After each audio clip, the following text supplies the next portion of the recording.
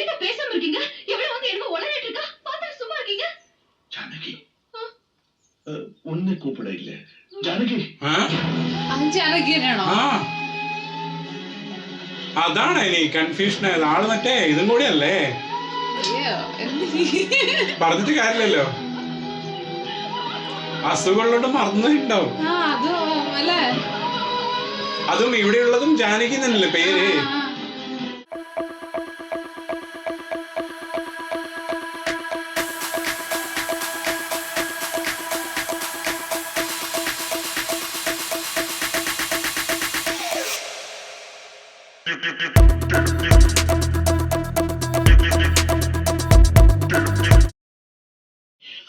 அந்த பாம்பு எங்க எங்க? அந்த டம்மி பாம்பு தானே.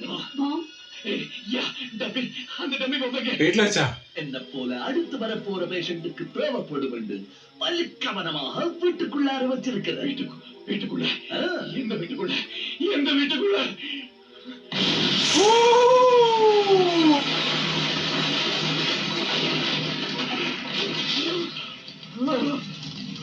வீடு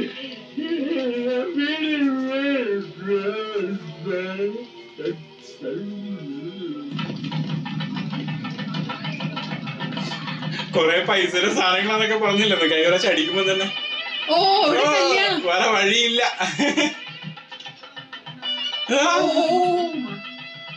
ആൾക്ക് പ്രശ്നം എന്തെങ്കിലും വീട് മൊത്തം പോയില്ലേ? പക്ഷെ അത് അവിടെയുള്ള വീടല്ലേ, മറ്റേ വീടൊന്നും തോന്നുന്നു. വെക്കേഷനിലെ സമയത്ത് അവര് വരുന്ന വീടാന്നത്.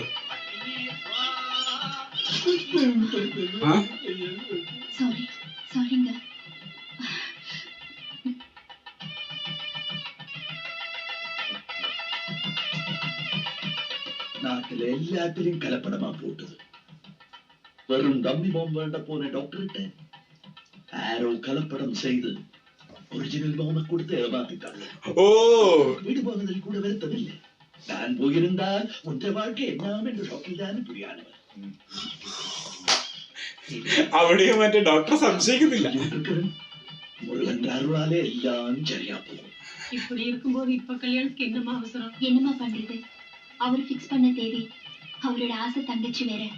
கேட்டேனே இப்ப இந்த கல்யாணம் வேணுமான்னு. அவர் தான் ஆமான்னு தலையாட்டினாரு. இல்லங்க பாத்தீங்களா, இப்போ அம்மானு ഇങ്ങനെ മാത്രമേ ആട്ടത്തുള്ളൂ. ஐயா போயிட்டு வரையா. நீ போய் தெரியாது தக்காளி வாழைக்காரு தெனாலின்னு ஒரு கூட கேட்ட சொல்ல மாட்டேன். கைலாஸ் ஆயிடுச்சான்ல, இனிமே நமக்கு என்ன வேலை? போக வேண்டி தானே. ஒருத்த அழியறத பாக்குறது நமக்கு சந்தோஷம், நாம வாழறது கூட கிடையாது. கட்டி மேல கட்டி மேல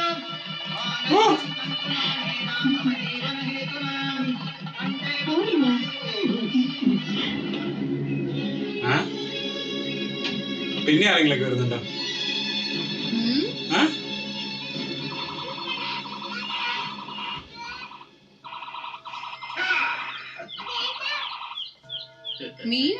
ഈ പടത്തിലുണ്ടോ? ഇவ்வளவு நாளும் இங்க எல்லாம் தேடி கொடுத்தோம். பாத்தியே இன்னும் சின்ன பிள்ளை மாதிரி. ജയറാമേട്ടനാ அங்க பாரு, இவ்வளவு சந்தோஷமா இருக்கு. இவரோட இருக்கிறார். என்ன கேட்ட? வா அவரே கேட்போம். எங்க தெனாலி? தென்னாலில ஆல்கார ஸ்டைல் டயலாக். ஜானகி கூட்டிட்டு கொஞ்சம் காத்தாட சுத்திட்டு வாங்க. வேறங்க நல்ல காத்து வருது. ஐயோ உங்களுக்கு ஒண்ணுமே புரியல. அதான் நான் அப்பவே சொன்னேன் ஹனிமூனுக்கு நாங்கலாம் எதுக்குன்னு. இல்லங்க பாத்தீங்களா, அம்மான்னு தலையாடுறாரு. உங்களுக்கு புரியவே மாட்டேங்குது. ஹனிமூன் என்றால் என்ன? அப்ப சேர்ந்திருக்க வேணுமோ அப்ப சேர்ந்திருக்க வேணும். மற்ற நேரங்களில் எனக்கு இந்த குடும்பம் தான் முக்கியம். இந்த குடும்பத்தினால தலையாட்டி போல வாழ்வு நல்லது. ஓமன் டாக்டர், தபாலி தேடி ஒரு பொண்ணு வரா. ஐயோ தபாலி தாசில்தார் சொல்லாதா. தெனாலி சோமன் இங்க என்ன செய்யற? சோமன் தென்னாலி சோமன் அல்ல. எடுத்து போட்டு 2 மாதத்துல வாரம் என்று சொன்னீங்களா? இப்ப எத்தனை மாதம் ஆயிடுச்சு? ஒரு கடுதாசி கூட போடல என்றால் என்ன அர்த்தம்டா? பக்கத்துல பார்க்கலவா? என்ன யோசிக்கிற? எங்க எல்லாரையும் மறந்துட்டியோ? இவனுக்கு பயம். அது நீ தாலி கட்டின மனுஷியடா. கல்யாணமாகி 2 மாசத்துல இவளை விட்டுட்டு வந்தறியல்லே. இப்ப இவருக்கு 9 மாசம். இந்த குழந்தையை பெற்றெடுக்கிறதுக்கு முன்னம் உன்னை பார்க்க விட ஆசைப்பட்டவள். எங்கே எல்லாம் தேடி அலைஞ்சு இப்ப இங்க வந்திருக்கிறான். 2 മാസം நான் கலைச்சு கொண்டிருக்கேன், நீ அசையாவல. 2 മാസം കഴിയുമ്പോ വന്നാണ്, എന്നിട്ട് 9 മാസമായി. இஞ்சாருங்கோ உங்க ஊர்ல புருஷனை பொண்டாட்டி எப்படி கூப்பிடுவாங்க? இஞ்சாருங்கோ இஞ்சாருங்கோ இஞ்சாருங்கோ இஞ்சாருங்கோ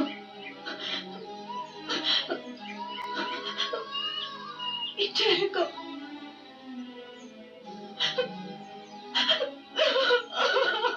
எதுக்கு பேசாம இருக்கீங்க? எவ்வளவு வந்து என்ன உளறிட்டு இருக்கா? பார்த்தா சும்மா இருக்கீங்க? ஜானகி ഒന്നെ കൂപ്പിട ഇല്ല. ജാനകി അത് ജാനകിയാണോ? അതാണ് ഇനി കൺഫ്യൂഷൻ ആയത്. ആള് മറ്റേ ഇതും കൂടി അല്ലേ, പറഞ്ഞിട്ട് കാര്യമില്ലല്ലോ.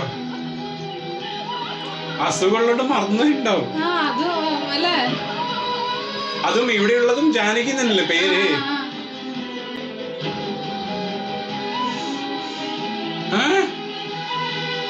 ഇത്രയും നേരം ഹ്യൂമനായിട്ട് ഇപ്പൊ സെക്കൻഡ് ആയോ?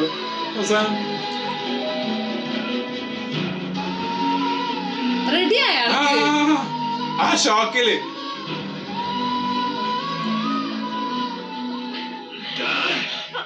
തങ്കച്ചി വാക്കി നാശം പണിക്കട. She is my only lovable sister. ഇഷ്ടം ഭയങ്കര സിസ്റ്റർ. என்ன கை நீட்டி அடிக்கிறீர்கள். அடிக்காம கோபத்துல பேசுறீங்க.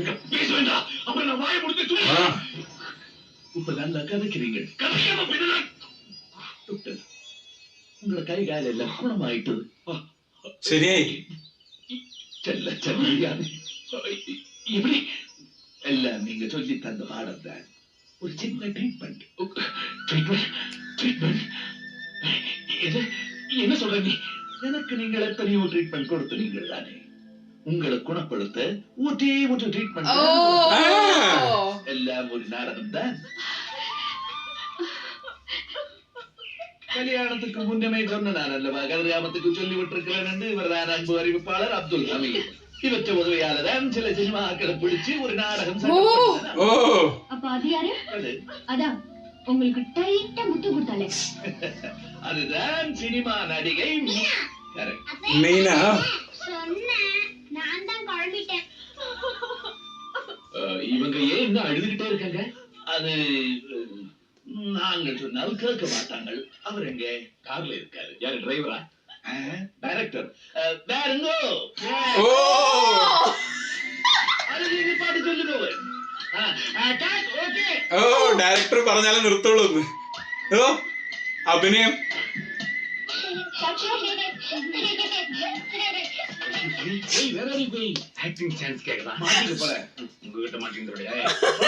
ഡയറക്ടർ அவங்க நல்லா நடிப்பாங்க தெரியும். அவங்க ஆர்டிஸ்ட். ஆனா நீங்க நேச்சுரல் ஆக்ட் பண்ணி பாருங்க. அதை ரசிச்சுட்டு கட்சியில பார்த்துட்டேன். சாரி. நன்றி. எங்களை எல்லாம் நடிக்க வச்சவர் டைரக்டர் ரவிக்குமார். எனக்கு போய் எதுக்கு சார் நன்றி? எனக்கு இதெல்லாம் சாதாரண மேட்ரு. உங்களுக்கு இல்ல. Excuse me. Thank you thank you so much doctor. இப்ப நீ தான் doctor. I am your patient. இதுக்கெல்லாம் நன்றி சொல்ல வேண்டிய ஒரு ஆள் இருக்கிறார். தெரியுமே, கண்டி கதிராம கந்தன் தானே. தெய்வம் அல்ல, பூதம். கருப்பு ட்ரெஸ் போட்டா உடனே பூதம் இருக்குதா?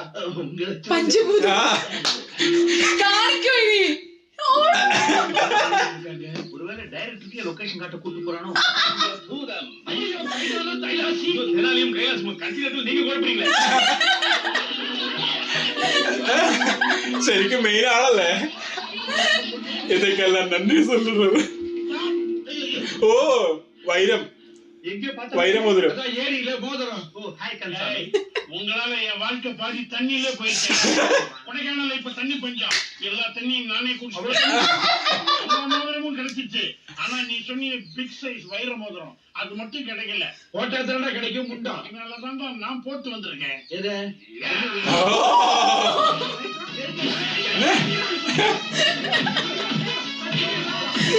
അങ്ങനെയാണ് പെയിന്റിങ് കേൾക്കണം. ശരിക്കും ഇദ്ദേഹത്തിന്റെ മൂവിൽ ഇദ്ദേഹം വരുമോ? ശരിക്കും അതേ വരും വരും വരും. ആ സോങ് തന്നെ ഉണ്ടോ അവസാനം അഗൈൻ അതിന് അവസാനം ഒരു ഗസ്റ്റ് അപ്പിയറൻസ് വന്നല്ലേ മീന. പക്ഷെ ആക്ട്രസ് ആയിട്ട് നന്നായിരുന്നു. ഇത് എന്തായാലും ഒരു ഫ്രെയിം ഉണ്ടാവും. ഹാപ്പി എൻഡിങ്ങിന്റെ പഴയ ഫോർമാറ്റ് 90s ഫോർമാറ്റ് അല്ലേ ഏകദേശം. അത് ആ ഒരു പക്ഷെ 2000 ഇറങ്ങുകയും ചെയ്തു. അത് പറയാൻ ഫോർമാറ്റും ആ സംഭവങ്ങളൊക്കെയാണ്. அவனுக்கு 2 பேரும் என்ன பைத்தியக்காரனாயிட்டானுங்க சார். நான் அவன்ற வேலை அத குணமாக்க தான் டாக்டர் கைலாசம் இருக்கிறார். நாங்க தெரியாம தப்பு பண்ணிட்டோம். என்னுடைய சார்பாக என் ஜூனியர் உங்க எல்லாரும் காலையில விழுந்து மன்னிப்பு கேட்பா. மன்னிப்பு கேட்டா அதுக்கு அவ தெரியல காலையில விடு. அந்த வயிறு மன்னிச்சுங்க காலையில விடு. வைக்க விடு.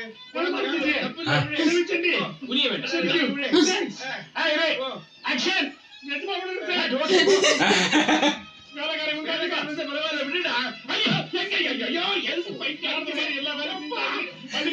തീർന്നില്ല സിനിമ അങ്ങനെ പോവാണ്. இருந்தாலும் செஞ்ச தப்புக்கு மன்னிப்பு கேட்க தப்பு இல்ல. என்ன மன்னிச்சிருச்சு. நீங்க போய் ஏன் கால்ல என்ன இல்ல. Thank you sir. ഇതന്നെ കാണിച്ചല്ലോ അവസാനം. നന്നായിട്ട്. ഇനി എന്തെങ്കിലും ഉണ്ടോ? ഇല്ല ഇല്ല കഴിഞ്ഞു തോന്നല്ലേ. അതൊന്നും കാണിക്കാൻ സാധ്യമില്ല.